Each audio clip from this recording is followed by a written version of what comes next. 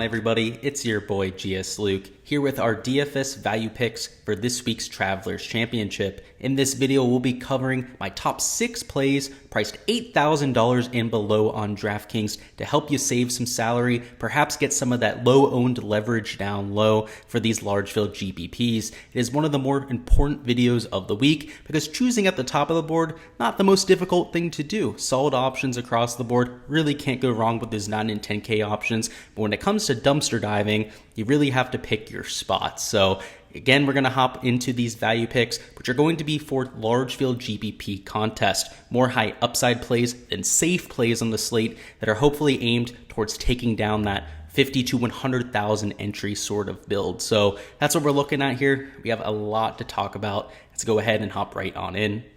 The first value for this week is going to be Christiaan Bezuidenhout, the South African that we haven't seen for quite some time. But don't forget about this guy. He's got the perfect skill set for TPC River Highlands. So if we take a look at the course history, you'll see that extended break that I'm talking about, or that's course history. Hasn't played here before, but with the recent form, hasn't played since the Charles Schwab, but he finished top 15 there. PGA Championship wasn't his best performance, but another top 15 finish at the Byron Nelson. So even though he hasn't been in sight, so out of sight, out of mind for somebody like Bezuidenhout, he's slowly but surely been playing solid golf. If we take a look at his shots gained metrics, they're not going to jump off the board, but he is gaining significantly in the most important category this week. If you saw my course breakdown, you've seen my key stats, you know that shots gained putting is the #1 thing I'm looking for. Last year, all the top 5 finishers gained significantly with the flat stick. And because you have such large landing areas off the tee, also greens that are hit at a 70% clip, guys that are maybe a little bit more shaky with that ball striking tend to have a little bit more chance here, and that is certainly Christiaan Bezuidenhout. While he's not leaking strokes in any one category, off the tee, he's a little bit more of a precision guy over a power guy. This type of golf course plays into that skill set, and with his approach play, not going to really hit darts. He's more of a conservative player. So at this type of golf course, where the winning score is likely to be between 12 and 18 under par, not something like 20 to 25 under par, I love him, right? He's going to be able to go out there, shoot 3 to 4 under par every single day, and that would be more than enough to get into contention. We don't need that 6 to 7 under round, which doesn't happen all that often for Bezuidenhout. So because he's been out of sight, out of mind, we haven't seen him all that often. The shots gained metrics aren't all that flashy either. I expect him to be one of the lower owned plays in this range, especially considering the guys priced around him. You have Brendan Todd priced $100 more than him, $100 less than him, Brendan Steele, who's modeling very well this week, and same thing with Joel Dahmen, right, who's flashing at the top of the US Open board. I'd expect all of these plays to get more ownership, and from a skill set perspective, right, Bezuidenhout and Brendan Todd are almost the same player, and I know that Brendan Todd is coming in with a lot better form, but if he's going to be 2, 3, maybe even 4 times more owned than somebody like a Christiaan Bezuidenhout, it's a very simple fade for me, or I should say a very simple pivot play to go to Christiaan Bezuidenhout. So I like him there at $7,800. I expect him to be a relatively low-owned play this week, and given his track record of taking home short golf courses on the European Tour, might be a little bit too Bezuidenhout this week. Could very well see that top 5, top 10 finish. Next up, we've got Cameron Davis, who I'd expect to get some ownership this week. You know, a couple people have already kind of talked him up this week, but even more than that, he's coming in with solid putting form. So like I said with Bezuidenhout, that's really the #1 thing I'm hunkering down on. And you can see over his last 24 measured rounds, gaining over a quarter of a stroke per round. He can tend to be a little bit inconsistent on these surfaces, but by far his best splits tend to be on bent grass. His second best surface is Poa Anua. So given that we have these bent Poa surfaces up here in Cromwell, could very well play into that putting skill set, even more so than we've seen of late. The ball striking has been there. He's been a little bit inaccurate off of the tee, but just like a Christiaan Bezuidenhout, he will also get the benefit of the doubt from those larger landing areas off the tee. So I like that. The approach play has been unbelievable, gaining 0.6 of each stroke per round. And if we zoom out a little bit, it's still solid. He's gaining off the tee like we'd expect him to. The approach play remains. The putter, you can see that inconsistency start to creep in, but given that he likes bent grass, we've seen him win at the Rocket Mortgage Classic, a golf course that has the same exact type of greens to what we're going to have this week. I would bet that he continues that putting momentum. And if he can tap into that off the tee play that we saw over the last 50 measured rounds, right? He's gaining significantly there, over half a stroke per round. I really like his upside here. The one real thing that's holding me back from him, making him a core pick, that's why he wasn't in that video, is because of the course history. Missed cut here in 2020, just a 43rd place finish in 2019. So that is certainly a little bit concerning. But at the same time, I love the skill set fit. And with these guys in the 7K range, especially so in the 6K range, I'm willing to take a shot on guys with bad course history, particularly if that's going to make their ownership a little bit lower than it should be. So perhaps rather than 15% owned Cameron Davis, we get him closer to 10% because of that course history. That would be a blessing in disguise. And in either circumstance, going to be well over the field. Next up, we've got CT Pan, who's a fixture at these short golf courses. His one win was at the RBC Heritage. He's competed multiple times this year at short golf courses. And to give you an idea, his recent form has really started to get more consistent. Made cut at the Memorial, made cut at the Charles Schwab, 15th place finish at the Wells Fargo, my #1 comp course for this week, and rounding it out with another 2 made cuts. So this guy has just been slowly but surely getting it done. So if you are looking for a more consistent play, this is probably the direction to go. But even more than that, we've seen the upside from him. So off the tee, right around a neutral, which at this short golf course is going to be more than enough. And he gains a majority with his accuracy too. So that's also something that's going to help him here. But gaining close to 7/10 of a stroke per round with his approach play, that is unbelievable. And much like a Cam Davis, if you take a look at his splits, by far his best splits are on bent grass and also POA. So somebody that could very well see a little bit of a rebound here. And even though we don't have a ton of data on these bent POA surfaces, when he's played on them over the last month or so, a few golf courses in Texas technically had a bent POA mix. And I know it's a different type of bent POA to what you see up here in the Northeast. He at the very least putted well on those surfaces, right? I know it's not a perfect comparison. It's not 1-to-1. But it's better to see him doing well on those surfaces than not. So I like him there at $7,300. The model likes him as a top 30 play. You can see he's number 36 in total modeling, get number 44 in pricing. So you're getting a little bit of value there in terms of your modeling.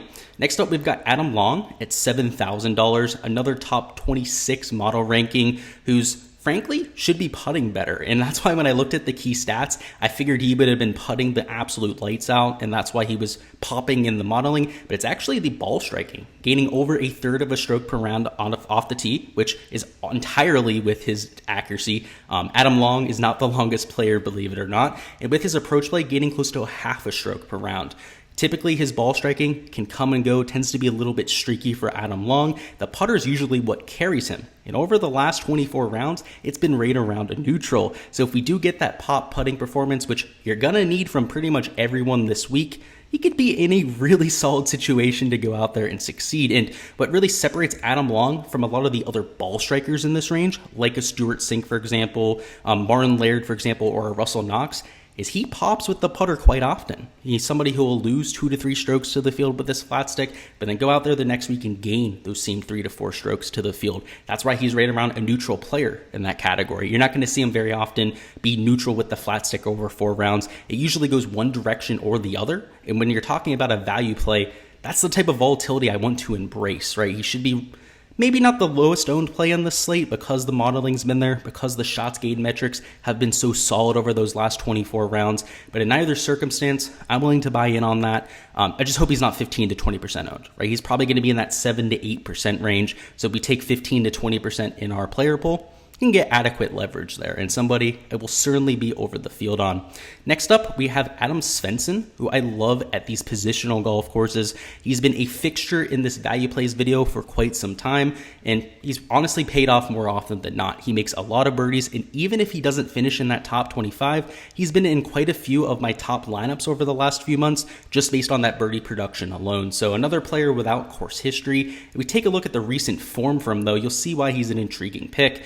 Top 25 at the RBC Canadian, 4 straight made cuts at that, 3 straight missed cuts before that, but he's certainly trending in the right direction, right? He went from a 69th place finish up to a 40th, 45th, right? So he's slowly but surely kind of getting better, but a 21st place finish at the Canadian, exactly what I'm looking for. And in reality, these last 3 courses are all positional courses. A little bit short, maybe not Memorial. It's not the shortest golf course on tour, but it's a golf course we have to be hitting out of the fairway. It's the same story this week at TPC River Highlands. He's got a solid approach play as well. So really just from the ball striking perspective, is checking all the boxes I'm looking for. Now the putter, is it leaves a little bit to be desired, to say the very least. He's an extremely inconsistent putter, but anytime he's won, and that was on the Corn Ferry Tour last year, it was on bent grass. So perhaps he likes these surfaces more than most, and a lot of those recent made cuts were also on bent grass. So perhaps there's something to that narrative. RBC Canadian had those bent POA surfaces. Memorial was mostly bent grass. Same thing with Charles Schwab. But given that we have a relatively similar surface this week, like I said, it is different. It's a different part of the country. The grass grows a lot differently depending on those climate conditions. There could be a little bit to look into there. There could be a little bit of stock to put into those performances. And now lastly, we have JT Poston at $6,600. And frankly, this is the most mispriced play on the slate. I don't understand it. I posted it in my Discord a little bit earlier guessing. It's like, hey, can anyone actually guess the price of this golfer? And no one can get it because he's gaining across the board, gaining close to 1/4 of a stroke per round off the tee, gaining on approach, and gaining close to half a stroke per round with his putter. That's really his MO, right? The ball striking is always going to be decent for JT Poston. He's not going to be a striper. Really just an average player when it comes to that off the tee play and approach play, but he makes a ton of putts. And this is the exact type of golf course for him. And I know he doesn't have a ton of success around this venue, so if we take a look at his course history, you'll get an idea of maybe why he's so low owned. Miscut in his last 4 trips here, and that's surprising to me. But one thing we got to really remember about Poston is, first off, he's a volatile player to begin with, but second off, he's never really been that good, right? So for him to go out there and miss 4 cuts at the same event, not necessarily the most surprising thing, but even if we look over the last 50 measured rounds, this kid's been absolutely striping the golf ball. I just don't understand the price tag, getting significantly off the tee. Now, the approach play does dip into the negative, but still gaining around the green and with the putter. Compared to all the other guys in this range, I mean, he's by far the best player, right? He's gaining 1/3 of a stroke per round. Everyone else in this range outside of Nate Lashley, or I should say outside of Matthias Schwab, read that line there wrong, is losing and is well below him in that range. So given the recent form has been solid, if we take a look at the actual finishes, it's not really been anything flashy, but top 10 at the Wells Fargo, one of my main comp courses this week, and top 5 finish, in fact, top 3 at the RBC Heritage, another short positional golf course. So he's missed a few cuts here. I mean, missing the cut at the Charles Schwab, not ideal. Same thing with the RBC Canadian, 2 other positional golf courses, but you're getting what you're paying for. He's $6,600 for a reason. He's going to be like 2 to 3% owned this week for a reason. So you play him in 10, maybe 15% of your lineups, you're getting 4 or 5x the field. And if he goes out there and has that ceiling performance like he did at the Wells Fargo or the RBC Heritage, you are looking pretty because you're going to have a low-owned leverage play that lets you spend up for an extra option up in that 9K range.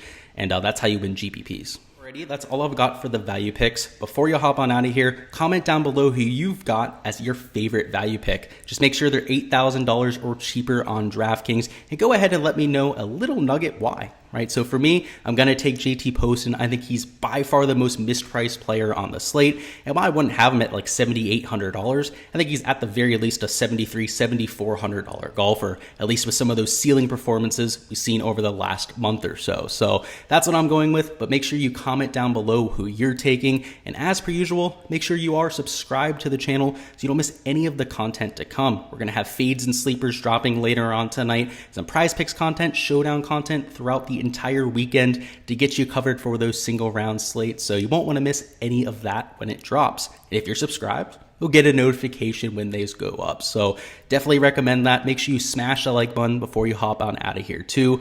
I am really looking forward to DFS this week, and I can't really tell you why other than I feel really good about my analysis. This golf course seems to be misjudged, at least by a lot of the industry that I follow. And last year was one of my best events when it came to DFS, and essentially just running back the model from last year. Like I said during the course breakdown, you really have to consider a player's distance here when taking a look at their proximity ranges, and I don't know of anyone else in the industry that really does that. So I'm really excited to see how the modeling works out this week, and hopefully we can take home a nice little stack of cash.